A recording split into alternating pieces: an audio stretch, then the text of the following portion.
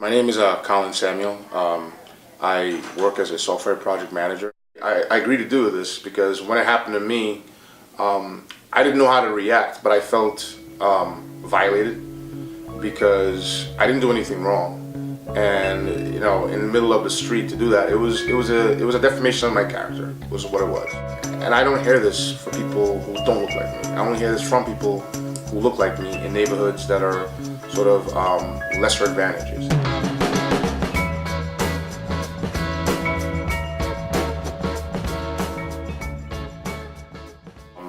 For 8 years, I lived in right out next to the Ravenswood projects in Queens.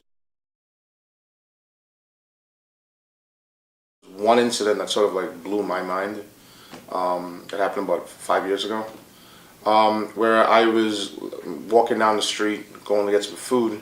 I remember the day like it was yesterday because it was actually the day after the whole Sean Bell incident happened out in Queens, and I had my headphones on and my hands in my pockets because it was very cold.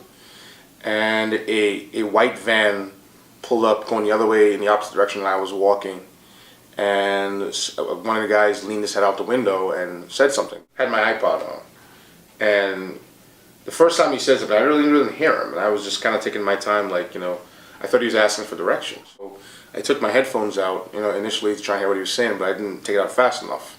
So the guy jumped out of the van. I was like, he's like, where you going? I'm like, nowhere, to get some food. And he's like, why are your hands in your pockets? I said, because they're cold. He's like, what do you have in your pockets? And I said, I don't have anything in my pockets. I have my wallet, my iPod, and my headphones. And I said, well, why are you asking me all these questions? There are two guys, plain clothes, wearing cop uniforms, and one like very, very quickly flashed the badge and then put it back and said, you live around here? I said, yeah, I live right down the block. So he started going through so I opened my wallet and I showed him my wallet, and he was going through my ID cards, and I showed him my driver's license, and I said, yeah, I live right there. And he's like, well, where are you going? I said, I'm going to get some fried chicken if you really want to know. And he's like, he had made me go through all my pockets on my jacket and make sure I didn't have anything on me. And I was sitting there like stunned that like this could happen in broad daylight. It was like 5 o'clock in the afternoon. It was still daylight right after these projects. And I was like, why are you guys doing this? And he's like, and he sort of nonchalantly said, you look like somebody we're looking for. And, he was satisfied with what he saw, in my wallet. He handed me back the wallet, handed me back everything, and made sure my pockets were good.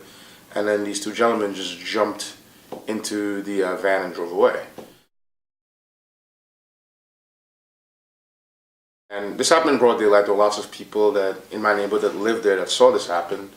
And it was kind of embarrassing to me because I'm a law-abiding citizen. I didn't do anything like that, and I didn't appreciate being treated that way in broad daylight by two people in an unmarked van, searching through everything. So I then proceeded the following Monday, just happened on a Saturday, to look up information about the CCRB.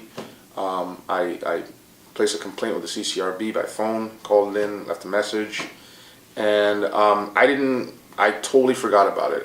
It wasn't something I remembered. I expected to see a letter in the mail. I expected to get a phone call back. I got nothing, and the incident sort of like wafted off into the distance until the following August.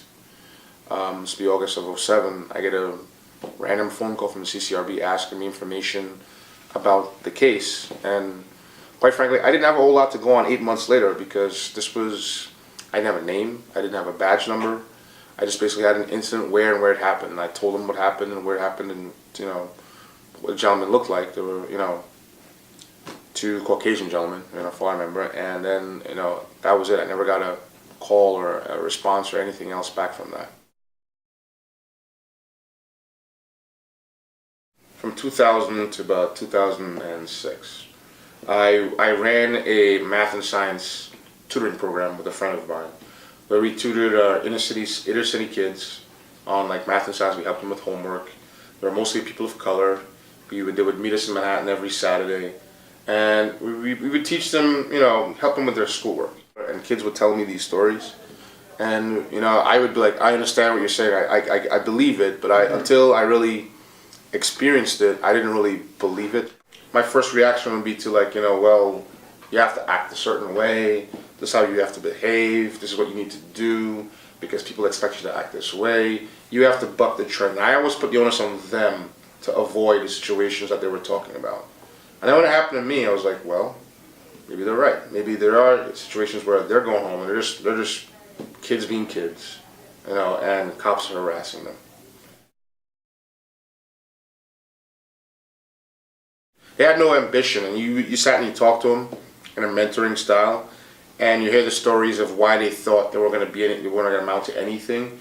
And it was stories like that, stories of like, when I go home, cops bother me, people treat me this way, I get treated this way in society, and I feel, from seeing it in kids I've worked with, that it weighs down on kids after a while. Like, they come to expect that they don't have any sort of place to go in life, except to be treated in that manner. Ambivalent about them in many ways. I think there are lots of good cops. I've met lots of good cops. I don't want to sit there and generalize and say they're all bad.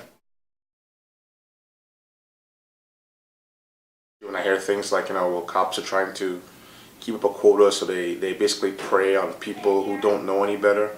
And by don't know any better, I feel like they prey on people of color, people of lesser income sort of brackets, people who wouldn't know how to fight back or know their rights. I just wanted to know and understand more of why that is, and why the cops doing this, and what their motivations are. How we could fix this, because it's wrong. Because you hear stories from good cops who say, I don't want to arrest innocent people, but they do.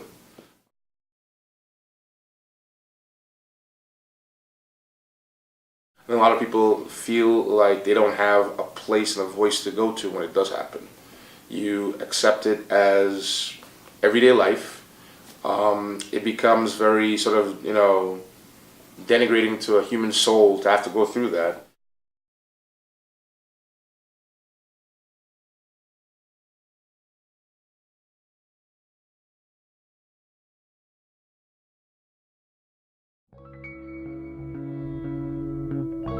When this happens to you, there are places you can turn that are not the CCRB, that are not the police, that will actually, help and sort of get the word out.